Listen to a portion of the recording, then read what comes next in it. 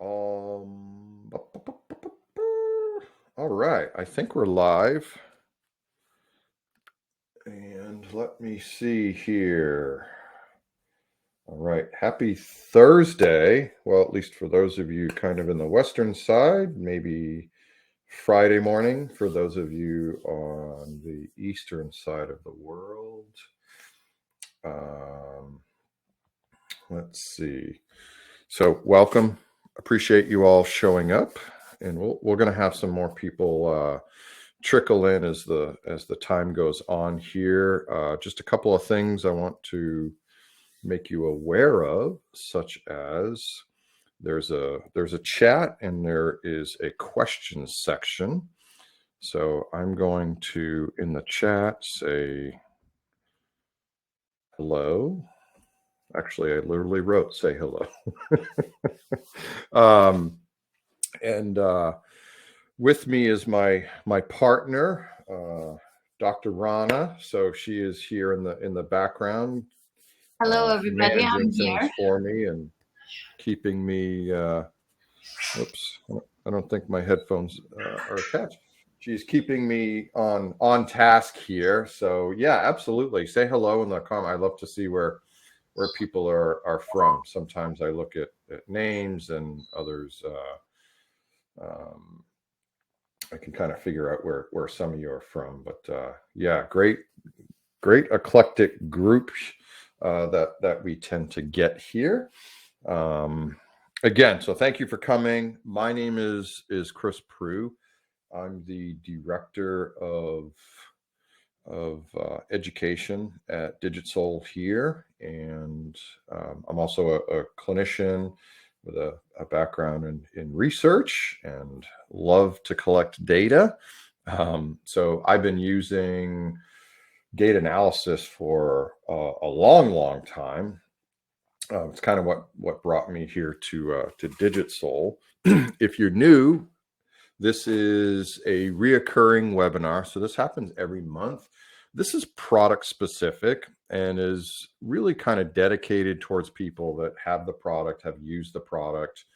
I'm not trying to sell the product, as most people will tell you. I'm not a very good salesperson because I talk too much.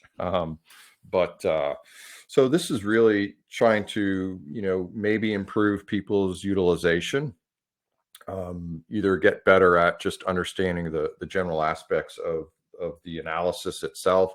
So I don't actually go through, putting in the pods and starting and stopping and taking an analysis. This is really just focused on the analysis itself, and how to interpret some of it.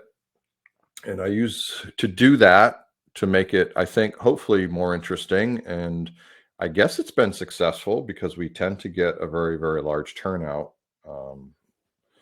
this last year or so that we've been doing this. So I think it's working. So I use a different case, and I use that as an opportunity to go through the system and talk about some of the information.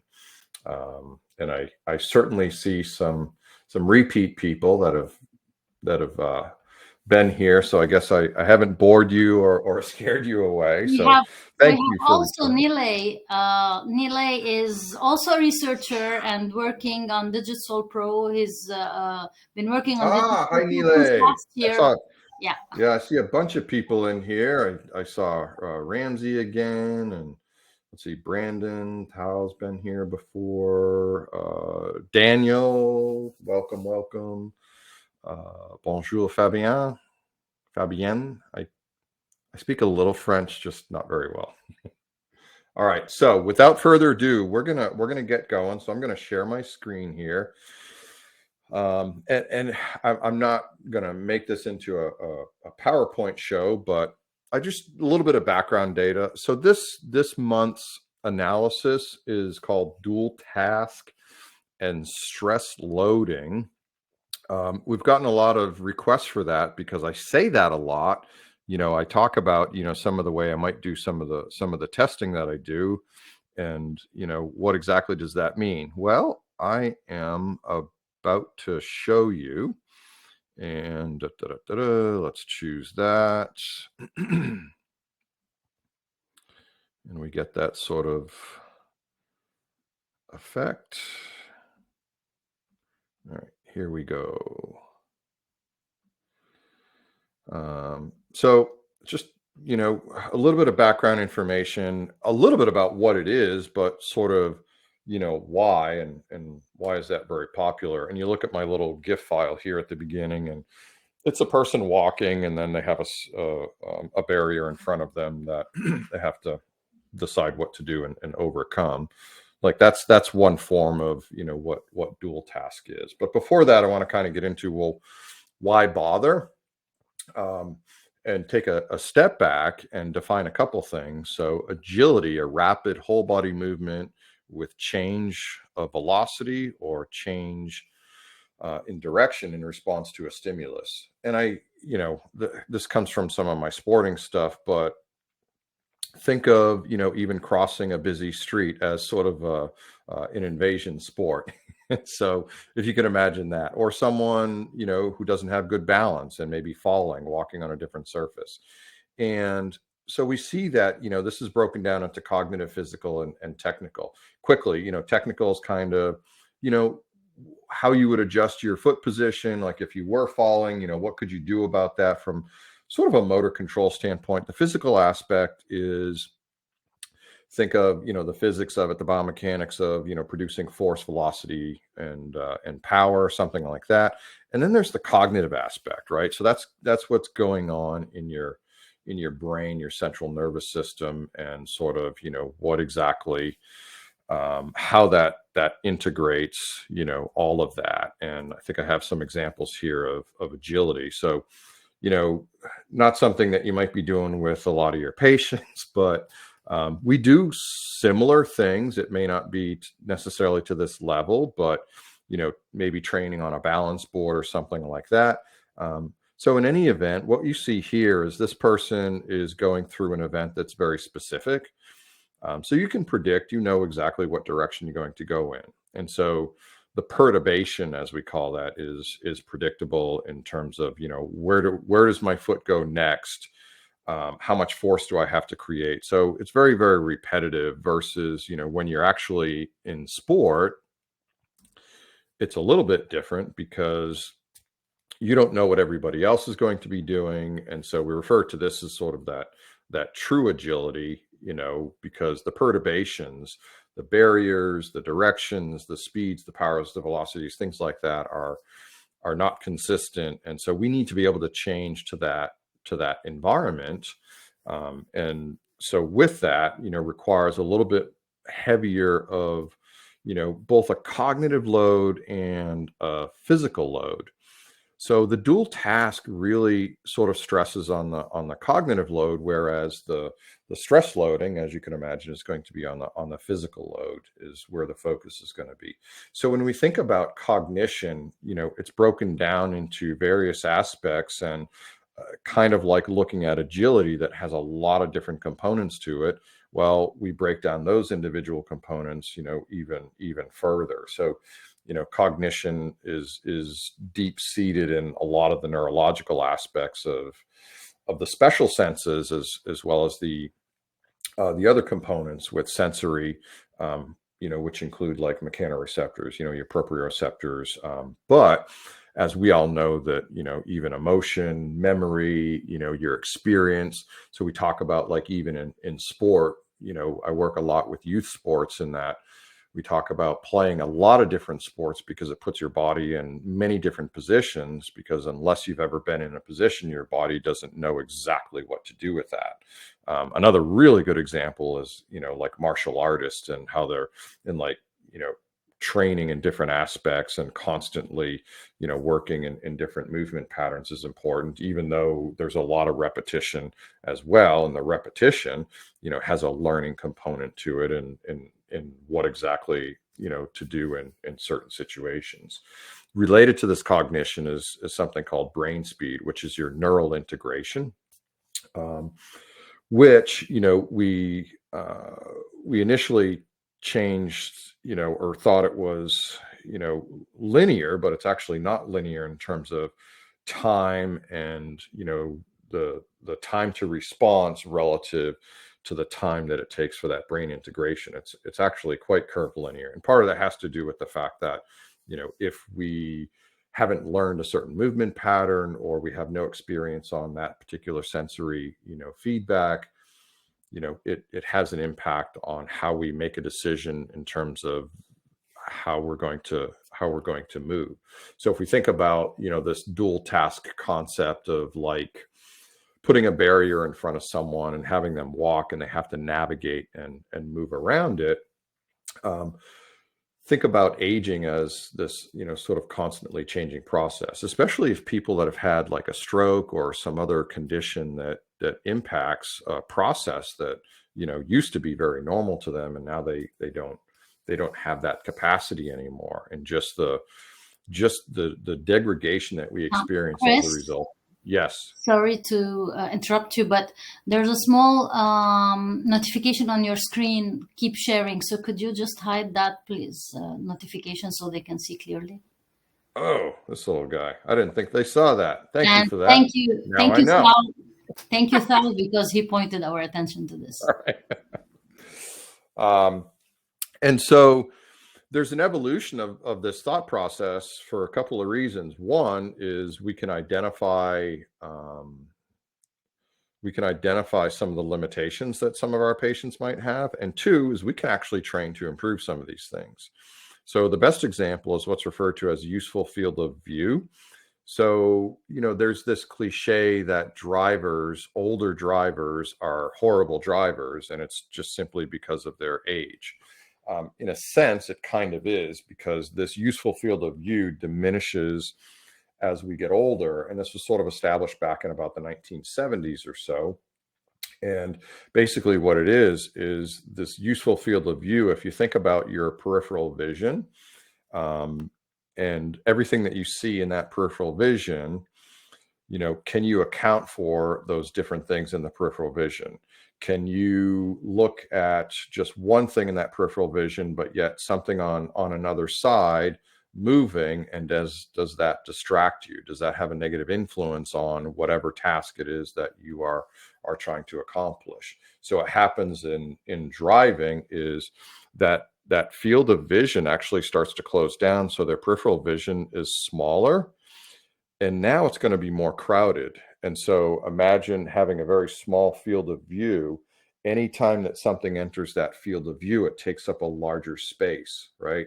So let's say a bird flew in front of you, or something bright or shiny occurred. It draws our attention away from our particular task at hand. And so what that does is that negatively affects your stress load from a cognitive perspective, and that, we have to figure out how to improve upon that, right? And so what we found is we can work on that. But first off, we can test it and figure out if there's actually a problem, and whether or not we should use any of our time or waste any time. Those of us that work in rehab or coaching and in performance know that our time is finite. So, people spend a lot more time away from us than they spend with us. So, capitalizing on this can be pretty important. So, just defining it, it's just performing two or more tasks at the same time. Dual means, obviously it's going to be two. And why do we test this, or why is it important? Well, it's critical to life, because there's never only one thing that we're doing. I don't know if this will translate into other languages, but we have a saying, or a cliche, which is like a saying that someone who can't chew gum and walk at the same time, is a very challenged person. And basically, that's a dual task, right? They're two motor things, but a dual task is just basically any two different things. And so walking is really important, because that's how we ambulate. That's how we get from point A to point B. That's how a lot of people actually get to work or get to wherever it is that they're going, and not just within the small confines of their home, or wherever they may work if they work from home. So we have to navigate around other people. I have to cross the street, many different things that, if you're compromised, could be very risky, for some of those people. And this is, like I said, I showed you like some sport things, and that's like sort of that ultimate level. But so there's a span, and there's a reason to potentially do this in that continuum that we have from maybe a very high athletic person all the way down to someone who might be elderly and at risk of falling. So our ability to adjust those differences in that input, is relatively important. And it's a processing thing. It's taking the information in, and it's actually deciding, what exactly should we do about that. And so working on this is actually a good thing, as we see with regards to training. So not only is it potentially a test, we can also use it for training. Dual tasks, specifically in Gait alone, has been shown to improve things like performance, for example, in balance, right? Even though we weren't necessarily training balance, directly, like on a balance board or something like that. But dual task alone, because it stresses the cognitive load and thereby stresses, results in a perturbation for that particular performance, which in this case is walking, right? So very interesting. But in any event, dual task assessment in Gait has been shown to be effective, and a promising, set of parameters have come from that.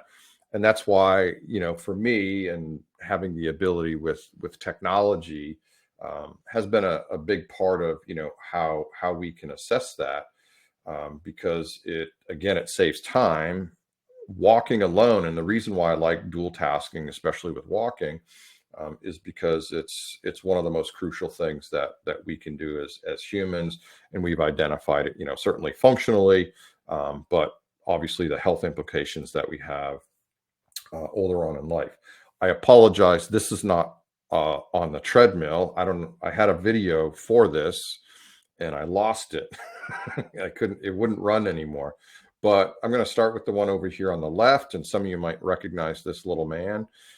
He was in a presentation I did a few months ago. This is my son. So this is a dual task, because what we've done is we've put him on a slant board. He's using 1 foot to balance on. And then I use a system. Now, there's multiple ways that you can add a dual task. It could simply be reading something,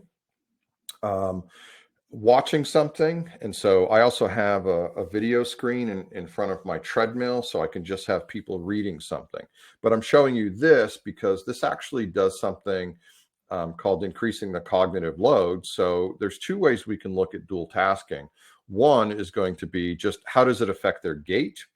And then the other one is, I always look at how it affects their gait, but are there other metrics that we can use? And so you'll notice over here on the left, this one in particular, oops, I keep hitting stop. It's showing find the green square, right? So only one is going to be illuminated, the other ones are not. So you only have to find one graphic. Whereas if you look over here on the right-hand side,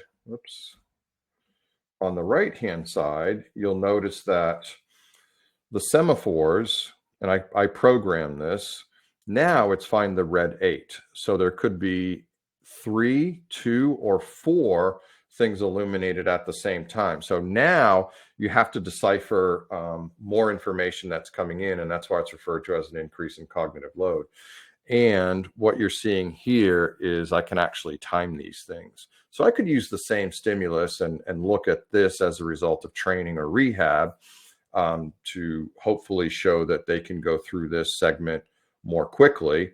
And I can certainly look at the impact it has on overall gait parameters. So the other thing I've been talking about is this overspeed concept. And the overspeed concept is designed to be a stress load from a physical standpoint. And so the overspeed allows me to take someone beyond what might be their self-selected speed and even a fixed speed.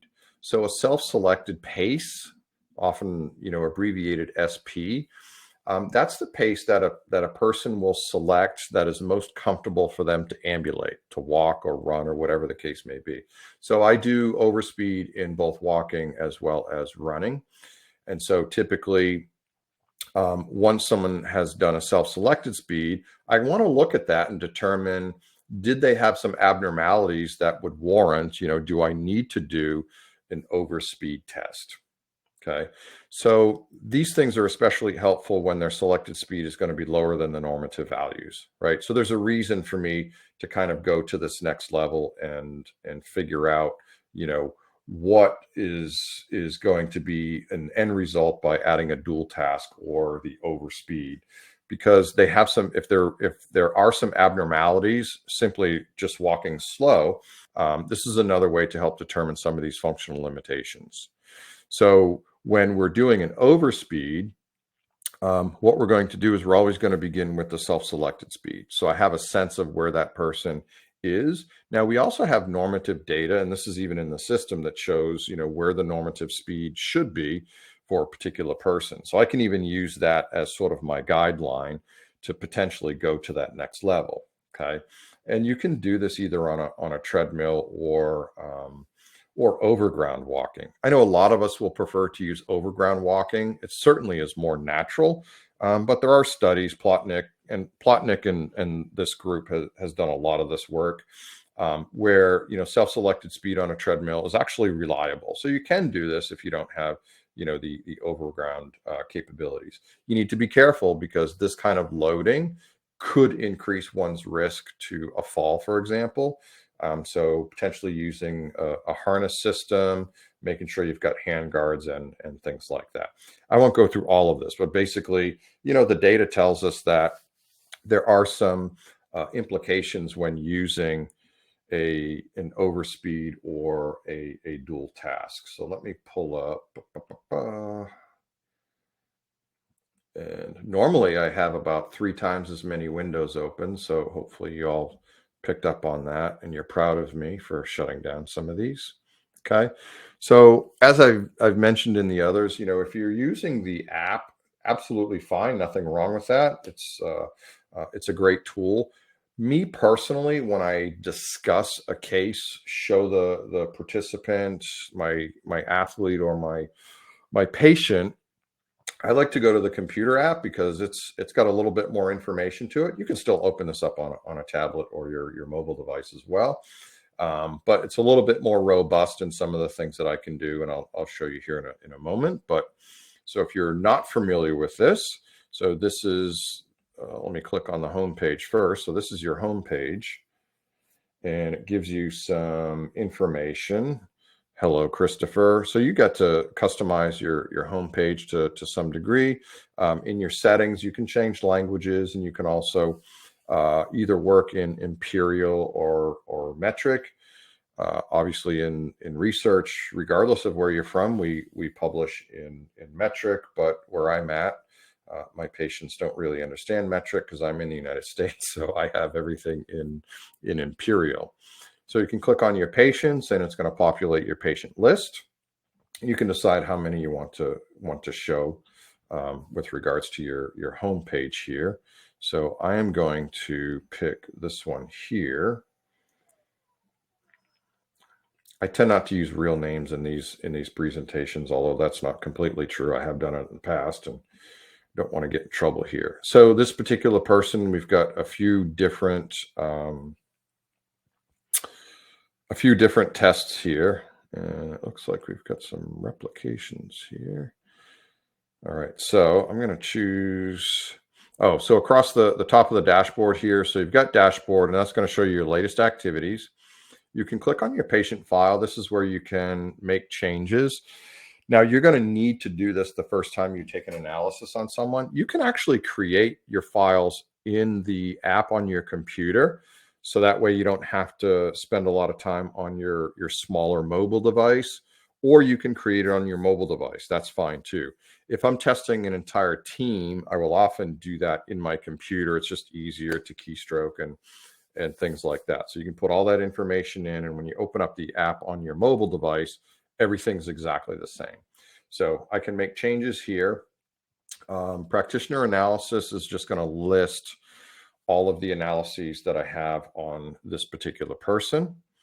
And then evolution, I'm going to come back to this, but your evolution is actually going to be a neat little way of taking all of your analyses and plotting them graphically, either for yourself to evaluate with a care practitioner, coach, or the individual that you're working with.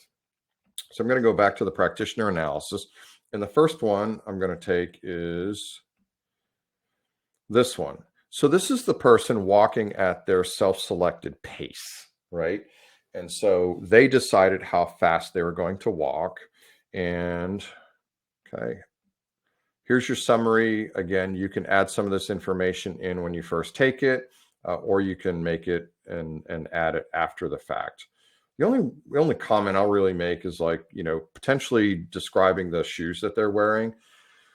If you've heard me present in the past, you know that I've talked a lot about the influence of footwear on, a person's gait pattern, and that, like, I think we can all agree that an orthotic, has an impact.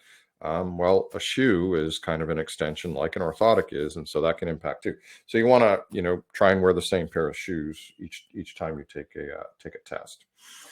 Okay, so we go down, and across the top here, you'll notice that we've got symmetry, cadence, and speed. They're in colors. Yes, it looks pretty, but there's a reason for it. And so we use 3 colorations in the artificial intelligence aspect of this, which is a fancy way of saying that it will identify in green if it's less than 1 standard deviation. If the metric shows up in amber, is represented in amber, it's going to be between 1 and 2 standard deviations of the normative values. And if it's outside of 2 standard deviations, it's going to be in the red. Now, these are relative to the normative values found in that particular patient demographic. Okay, so this is the demographic that is identified in the literature. It's a conglomerate. It's a grouping of the literature based on age, gender, height, right? So stature of the person. So it's not stuff that we made up. These are actually the normative values that you would find in the literature as well. So the symmetry characteristic is based on stance and swing time. Okay, and we see that at this particular speed, symmetry is great.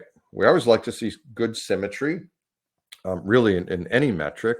But then we're looking in amber here. And the reason that we're in amber is we're a little bit low on speed. And the reason I look at this, I use this a lot to talk to patients, because if you are walking at a slower speed, it has a lot of health implications to it. And so in this particular case, walking less than 2.4 miles per hour has been shown to have an increase in the mortality rate in this particular group, as well as the morbidity rate. So in other words, people that walk too slow, they are more likely to have other diseases that may result in early death. So that's something that most people can associate with, and it makes a really strong, valid point for, we need to do something about this. Now, we don't know why they're walking slow yet, so we need to kind of figure that out. Their cadence is low, which is referred to in steps per minute, so that kind of makes sense. But again, something we want to look at. We go down here, and this is the walking profile. So these are your spatial temporal parameters with stride. Stride is length, and then we've got stance and swing, relative percentages. Okay, we've got double support, which is also going to be a relative percentage of the gait profile. Okay, and again, there are going to be some colorations, and we see that it's in green for the stride length. So in other words, this person has an appropriate stride length for their particular demographic. Now, if I want to break this down, I click on the advanced, and now it shows me some more specifics with regards to these spatial temporal parameters. And it uses the same color scheme that we saw up at the top there, which tells us within the less than a standard deviation, 1 to 2, and greater than 2 standard deviations. What's great about this is it tells me which one is off, and it actually tells me if it's too high or too low, whereas some systems don't actually do that. So very quickly I can see this. And this is also something I can even show my patients because it's easy to understand. It's colors, and basically if it's in the red, not good. If it's in the green, good. Okay. So we see that the stride duration is relatively long. And remember that this person is actually walking slow to begin with. Same thing with the swing time and the stance time, right? So they're walking slower. So that obviously is going to show up here. And again, I'm not telling you why this person is walking slower. This is just, the data that we have. So the gait line is going to be the center of pressure during the stance phase. Now, I get a lot of questions. Actually, Ron and I were just talking about this yesterday. How are you getting pressure if you don't have any pressure transducers in your IMU? So IMU stands for inertial motion unit. It's an algorithm. It's kind of like, how can you get vertical jump height on a force plate? Well, because we have certain known values, right? We have the weight of the patient or the mass of the patient. We have the relative position of the foot, because an IMU does include accelerometers. Yes, we've got multiple accelerometers, which is where we are three-dimensionally in terms of our movement. And so think of it like a vector. So it has direction and magnitude. So it also measures velocity, right? And so through an algorithm, we can actually calculate this. So what we see here is typically someone should heel strike right on the lateral aspect of their foot, and then they transition over into a foot flat position by reducing that when their toes come down onto the foot. We do see some slight differences between the right and the left, but at least the pattern is fairly normal where they shift over onto that first and second ray for that toe off position. Propulsion rate is a ratio. So, and there's a few different ways to look at this, and it's even calculated in more than one way. So we calculate it based on the velocity of the foot going into early swing phase, right? So as the foot is leaving the ground from propulsion into swing phase, and again, it's a velocity based on a ratio, and through that, in correlating it to muscle activity patterns between the plantar flexors, right, the gastrocnemius and the soleus, and the hip flexors, major hip flexors, iliopsoas. So it's a ratio, and that's actually how we're able to calculate the contributions between those two things. So going into swing phase is utilizing both plantar flexion and hip flexion. So it's not necessarily overly sensitive. I personally don't get overly concerned until we start to see, double digits, really once I start to get into the 12 or 13%. So even though this one is at 9, I would say maybe, but this is a reason why we perform the dual task or the overspeed, is because if at this slow self-selected speed, we're identifying some problems or potential problems, what does it look like? And is that either the result or the cause of their particular gait pattern? Okay, so when I scroll back up to the top, I can click on details.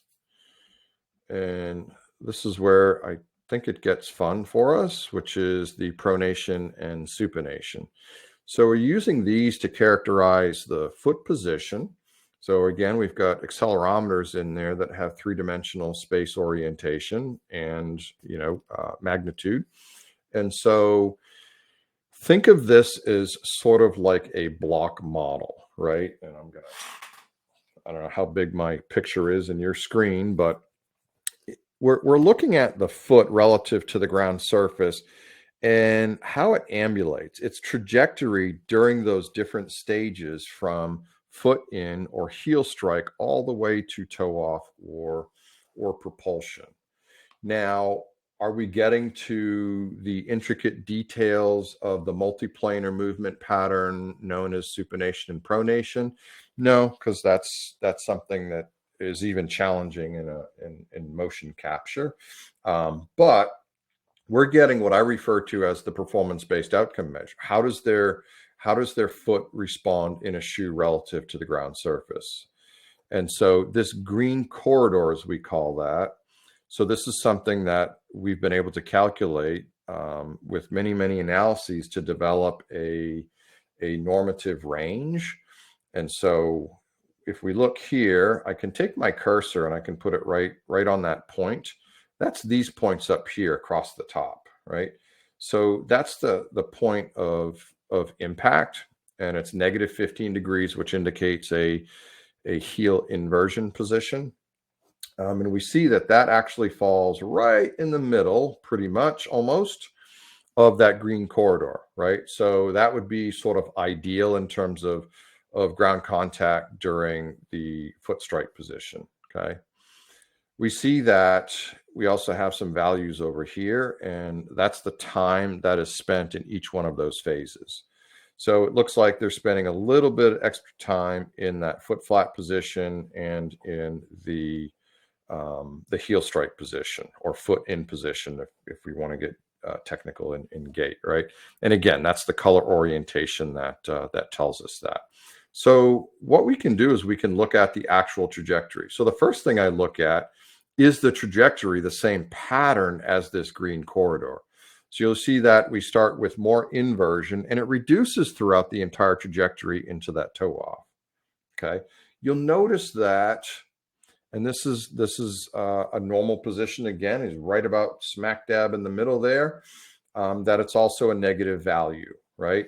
And that's how it sits in a shoe, and it's somewhat relative to that medial arch position, okay? Because that's where the sensor is placed.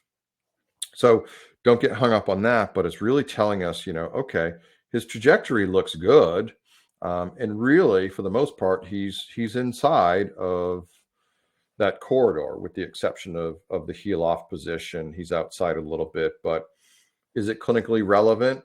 It'll kind of depend on what's going on, if this person actually has any issues.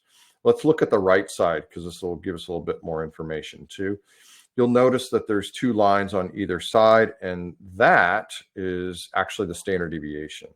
So we see the standard deviation for this person is actually 2 degrees.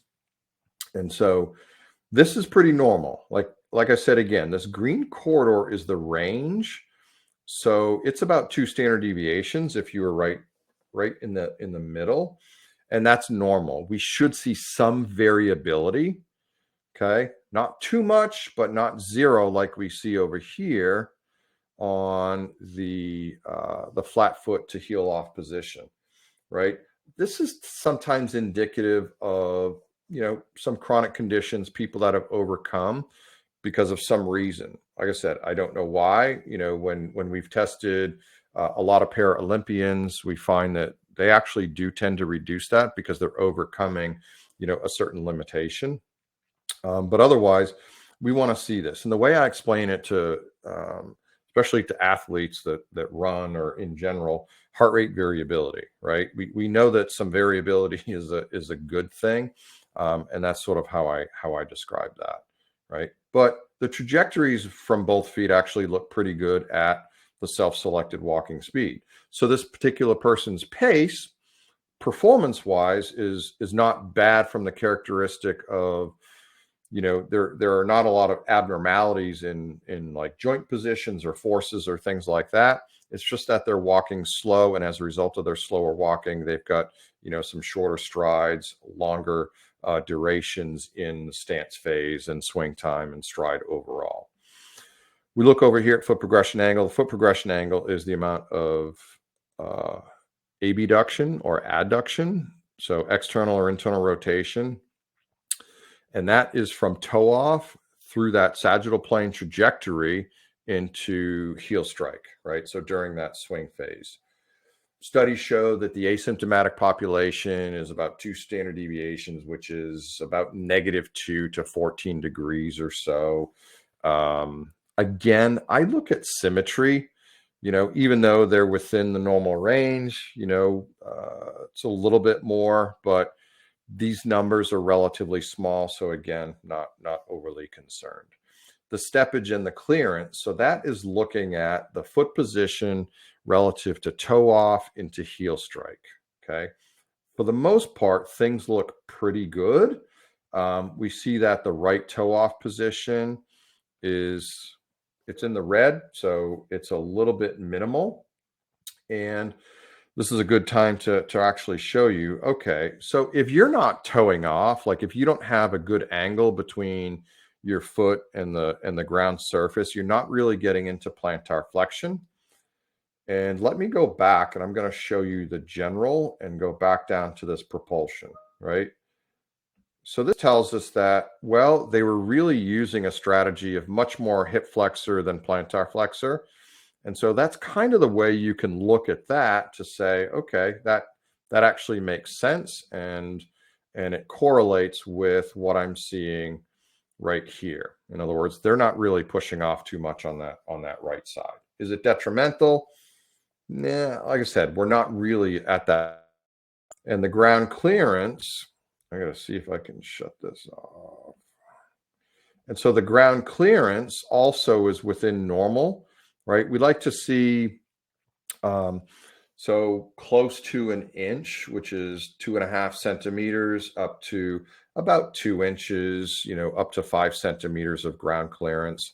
Once you start getting higher than that, that might actually be a little bit of a problem. Okay. So that's what it looked like at their self-selected speed. I promise you I'll move more quickly, through this, but so this is the dual task showing, that really simple semaphore stimulation of find the red square. Okay, so I can set these up. I can put these anywhere and put them on a treadmill. Some other things you can do is you can have them read something. You can have them talk to you, count certain things.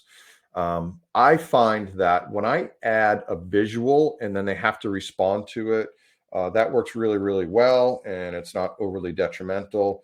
If there's dual task testing, not using Gait, like using a timed up and go where they have to navigate and go around a structure or a barrier. So you can just measure the time. Like I said, I do this because I want to look at its actual impact on some of these Gait parameters, as well as the data that I get from my system. So if you recall, the symmetry was perfect in the last one. We're at 93 now. So we're in the amber. So it seems like this dual task might be affecting their ability, might be too challenging for them to really do both of these things simultaneously, either safely or from that performance perspective. Was at 2.2 miles per hour. Now we're at 1.8 miles per hour. Okay. So now we're in the red. Now we're really at a level that is not really good for at least health promotion, but we know that they're definitely going to walk slower as a result of that. And you got to ask your questions, well, why is that? Well, it could be they can't do those two things simultaneously. And it might even go to that next level where they may subconsciously not feel safe. So if they're walking slower, then maybe internally it's reducing their potential risk of a fall. Okay. And then we go down here and we see, what is it, about a 4-inch decrease in, 10 centimeter decrease in stride length. And that makes sense. They're walking slower, so they're probably going to have a shorter stride length, but let's keep going. Their trajectory and their center of pressure looks okay. We do see that their loading phase is really short. So as soon as they heel strike, they're putting their foot down as quickly as possible. And they're spending most of that time, or more time, relatively speaking, in foot flat position. And this is really common for people that are either A, walking slower, or B, they're concerned, and because when we have longer foot flat, it means we've got more contact surface area and potentially better balance, right? And then, so we definitely see here that there's an increase in the hip flexor utilization. And again, that's something that we will tend to see in people that walk a little bit slower anyway, because if you're not walking fast and you're taking shorter strides or steps, you're not going to use plantar flexors as much anyway. Okay, and now let's look at what's going on here. And this is, again, something I find, especially unique because we're seeing some characteristics here that, otherwise might be challenging to pick up. And what we see here is the foot strike position is different. So we went from -15 to -11 degrees. But again, some of that is going to occur when you're walking slower, right? Because your base of support is going to be typically a little bit wider because the faster you walk, that horizontal momentum, you don't need as wide of a base of support. And that's why the base of support when you're running versus walking is even smaller because of that horizontal momentum. Okay. So we may decide that that's the reason for this. But what we are seeing as well is we're starting to see an increase in that standard deviation. Not too bad on this side, but then let's go over and look at the right side. Okay, we see a much larger standard deviation on foot in. So that person heel strikes various times is going to be a little bit different. So they don't seem like they can heel strike repeatedly over and over again. Motor control situation. We see that the trajectory is actually still pretty good. We're following a similar trajectory, but then on toe off for both sides, we see a slight increase in the standard deviation, but again, especially on that right side. And it's not to say that, some people can have some issues, maybe they have an ankle, a knee, or a hip issue on that right, although that wouldn't really make sense if it's not causing pain. It's the dual, remember, this is a dual task. So all we're doing is increasing their cognitive load. And in fact, they're walking a little bit slower. So maybe we're finding something that's going to be a little bit potentially progressive, and we may want to take that into consideration. Foot progression angle is very, very similar. And we see some similarities here as well, a slight decrease in the steppage and the clearance. So take home from this, I'm definitely seeing some increase in variability, so some slight loss of motor control when they're walking. Do I need to put an orthotic in here? Will that fix the problem? Not when it comes to looking at this variability or standard deviation per se. They need some cognitive training because that's really going to help establish this. And as the studies have shown, dual task training also improves balance, let alone gait in general. I'm going to go back to this practitioner analysis here, and now I'm going to show you an overspeed. So this is the person walking at approximately 120% of what their self-selected pace was. We see that their symmetry is actually pretty good. So definitely this cognitive load seemed to play a role in, the symmetry aspect. Even though they're walking faster, they seem to be doing okay. Although their cadence is very, very high. So they're walking at 2.6 miles per hour, but their cadence is 126. And if we look at their stride lengths are actually about the same as when they were walking at 1.8 miles per hour. So that's why their cadence is so high. So they don't seem to have the ability to have a longer stride. So we should see a longer stride when someone is attempting to walk faster, especially if they haven't reached their maximal stride length for their particular demographic. Okay. So we're definitely seeing a short stride length for their demographic, and obviously for this particular speed. Okay. Even though this speed is not overly excessive, it's actually within that range. And sometimes I'll test patients at, I'll call it an overspeed because their self-selected speed is low, but like this is actually one of my targets. And so I want to get this person to be able to walk at 2.6 miles per hour with a good cadence and with good characteristics in some of this additional profile. Okay, again, we see actually some good symmetry with regards to their gait line. And so their trajectory looks really good. I don't see a lot of abnormality. I mean, we are at that 13%, so it's a little bit higher than their self-selected speed, but not much. Their left side is exactly the same. So I'm going to go up here to the details and let's see what we got. Okay. So there's a great reduction in their heel strike. So they're actually heel striking in a more neutral position than when they're going into foot flat position. So in fact, they're actually shifting back over slightly lateral because they're landing slightly medial. Okay. Again, is it a problem? I'd need to investigate a little bit further, but it's probably compensatory to the speed because the rest of it actually looks pretty good. And so it doesn't seem like the speed was really causing them some problems. And this heel strike just could be because they don't have the experience of, it's been a while since they walked that fast. So I would feel comfortable having them train at a little bit faster. But if this is an elderly person, I also want to work on that dual task because the limitation is especially when they have to do something else at the same time. Okay, not a lot of difference here. So similar in regards to the foot progression angle, steppage and clearance. You know, we're still a little bit low, but their clearance is actually pretty good. And again, I would chalk some of this up to, you know, just their differences in speed, their slower speed. All right.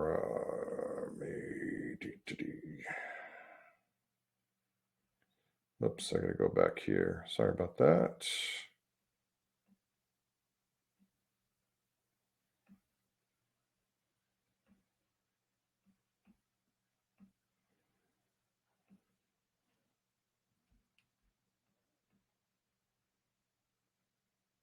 There it is. I had to hide my stop sharing, so I couldn't find it. All right. Oops, I never took my headphones off, but anyway. So that's where we're at. I hope this was somewhat useful. I didn't really get into a lot about, you know, implementing a dual task, but maybe I provided you with some information as to why to do it. It's not something in the system. I mean, it's something that you add, so there's nothing to change in the system. I just note it, you know, make sure that, you know, because you can change the title on your data collection, and so that's one way to potentially do that. Okay, so let's get into some questions here. So Tao, is it possible to measure plantar pressure distribution and temperature changes?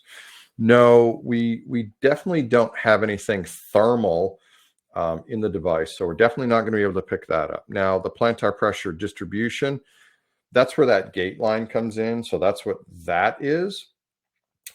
It's not as sensitive. Like if you really need this, like in pediatric physical therapy, physiotherapy, if that characteristic is really important, you know, we're a little bit more general. I like it because it gives me some information on the qualitative aspect of their trajectory. But it's not going to be as sensitive if that's the actual characteristic that you would need to capture. I hope that answers that question. Let me check in here too. All right, there's nothing in there, so it's just in the chat.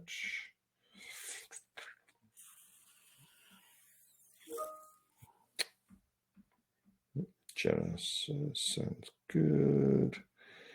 All right, Nile is typing. Hope it's easy question. I can only answer easy questions.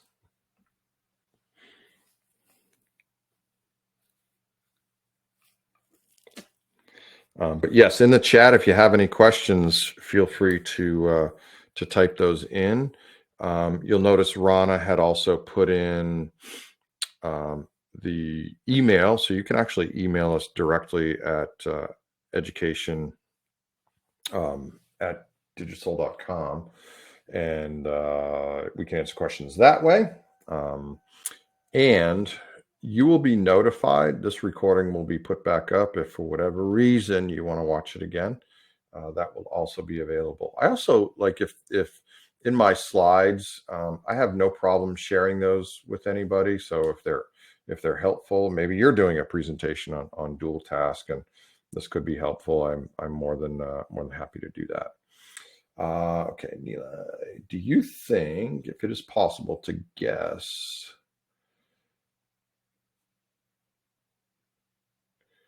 the foot?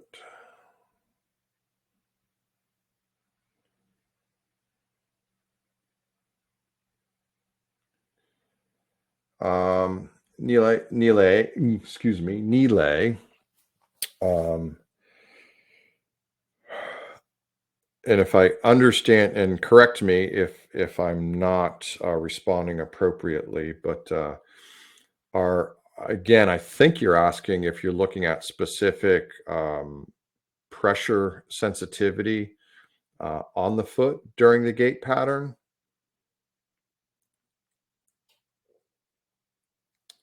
Yeah, and that's exactly what so the center of pressure gives you the gait line gives you center of pressure, which is an average of the pressure at any given point. Whereas if you're specifically looking for pressure distribution across the bottom of the entire foot, the answer is no, because that again, that would require you having sensors along the entire plantar surface of the foot, which we don't have because ours is an IMU. So you would either need an insert or potentially a pressure map. So a pressure map can also accomplish some of that, which was also Tao's question as well. Pao, I think I pronounced that correctly. I hope.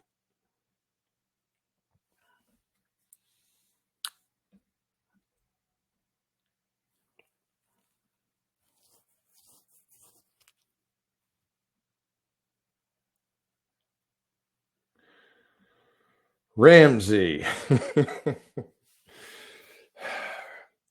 Yes and no. We are still working on that. So we're getting closer to that point, but it is not released yet.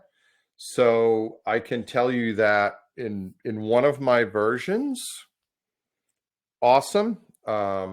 It's still in, so it goes alpha, beta, then production, right? Which is what everyone out there in the field is using. So we've seen it in alpha, and I think hopefully you'll be happy because we've done this in multiple steps. So what's going to happen is basically in what we have with the existing product, you'll know that if the gait is too far outside of the firewall, because whenever you use an algorithm to build the assessment, so for example, the reason that you can't just test anything you want is because there's actually an algorithm in there that runs all the calculations, right? Which it takes the raw data and does all the computation for us. And so within that system, we have a firewall.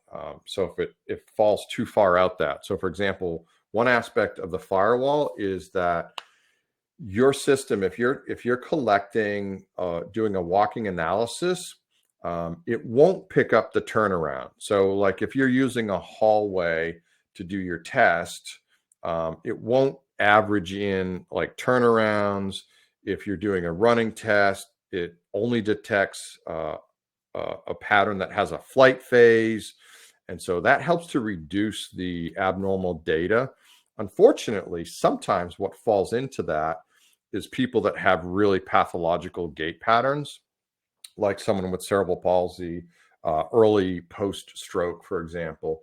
And so what we've been working on is creating a new algorithm that has an easier firewall to it, but we're taking it a step further, is that you're going to be able to choose, so that way you can still get all of the details. It will help filter out like neurological conditions and things like that. So we're closer.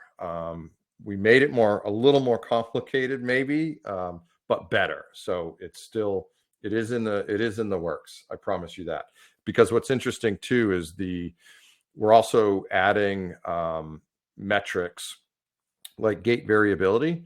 And gait variability is great because it's easy for clinicians to just look at a value and say, okay, that's their walking pattern. The other benefit of gait variability is because in those patients that, like a cerebral palsy patient, for example, it's always going to show that they're outside of some of these normative values just because their condition is, forever to some extent. But gait variability allows us to follow that person throughout the course of their treatment, and we can use gait variability as a means of being able to work with people that, our goal is not to get them to a normative state. And gait variability is also something that we can use to follow like pediatrics, because a pediatric gait pattern will change. Once they approach a certain age, it gets, somewhat similar. So gait variability is also something that, if you're working with a particular patient from the age of 2 to 20, gait variability is a metric that has some ability to look at that. Thank you, Tao. Ramsey, no, this is nothing new. That's the beauty of using an app-based algorithm system, is it's just going to be an update to the software, maybe the firmware, but it will not require new insoles. It's the same sensor. None of that is going to change. So as soon as the update is available, it will be released. And then sometime when you just do your update, we will notify people too, because we want you to make sure that that you update it and be able to capture that. So he will probably get an email, and as soon as you open your application, it will show you a notification that the application needs to be updated. So you will update it, kill the app, and log in once again. And in case we have pushed a firmware update, it will also tell you that you need to update your pods. So you keep them in distance, and then they will update automatically. The firmware will be pushed. Yeah. Nile, any key determinants of children with pes planovalgus? So you will actually be able to pick that up. We'll often see that in the pronation and supination, in the gait line. They will, if it's bilateral, obviously the propulsion will look the same from right to left. But if it's not bilateral, it's on one side, then yeah, you'll see a difference in symmetry between that. You may also see some differences in the overall symmetry characteristic up at the top, which is stance time and swing time. And potentially we do see some differences in the foot progression angle. Is there any variant measuring gait analysis? Is there any variant gait analysis between walking and running? So here's what I do is if I'm going to test a runner, I always test walking. And the reason for that is walking, we have normative data to. We don't really have normative data in running. So we go a lot on sort of symmetry and deltas, right? Changes, like even impact force. We can't say that there's a particular number. The larger someone is, their strike pattern changes their impact force. The faster they run changes their impact force.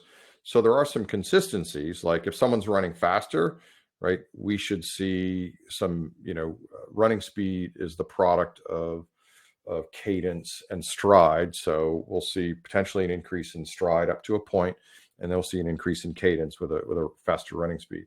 We'll typically see an increase in strike force as well. But I just gave a training to someone about this, and the reason that I still look at both of them is if you look at that corridor, the pronation and supination in walking, I still compare that to how their running is. Now, it's interesting when running, what you will see, the variance will be the angle on heel strike. If they're heel striking, the angle on heel strike will be much greater in running, especially the faster they go, than in walking. And that's normal. We should see that. And the reason is because their step width, right, is coming more central, more mid-sagittal. And with that comes a greater heel inversion. And so that will be something that we will see, and that will be normal. Now, their toe-off position won't change too much, but that trajectory will actually be the same. So we should see a very similar trajectory in the walking and the running. Yeah, I agree, because some people have good walking, but then their running is different. So the things we look at is certainly symmetry. This is where you can actually do some overspeed running, even in the same event, because on the advanced page, you can click on those specific moments. So if I click on one of the moments when they were running slower, and then click on a moment when they were running faster, it's going to compare them. And so you're able to actually look at some of those characteristics. Now, yes, if I'm training a runner, I can look at and say, okay, right now you're heel striking. Maybe we want to convert you into a midfoot striker.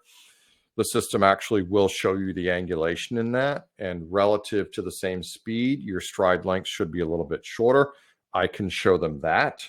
And so giving them that feedback might be able to help them with their running technique. Same thing, talking about striding, telling them that, maybe their stride is a little bit too short relative to their speed. Daniel, we will talk soon. Thank you for coming. Yeah. So we went over time a little bit, but I guess some of you stuck around. Thank you for that. Well, keep checking out. I think next month, we haven't decided yet, but next month, I believe it's either going to be running or jumping, or a combination of the two. It might be how I use the jumping to support a running analysis or something like that, but we'll figure that out. So it'll be a little bit, advanced movement, I guess, maybe. And maybe during that, I can also talk about the overspeed. Perhaps somebody would like to suggest to us some topics for the future, for next month webinar or the future one. So feel free to email us. And I've added the link here so that you can register for March 14th webinar. Absolutely.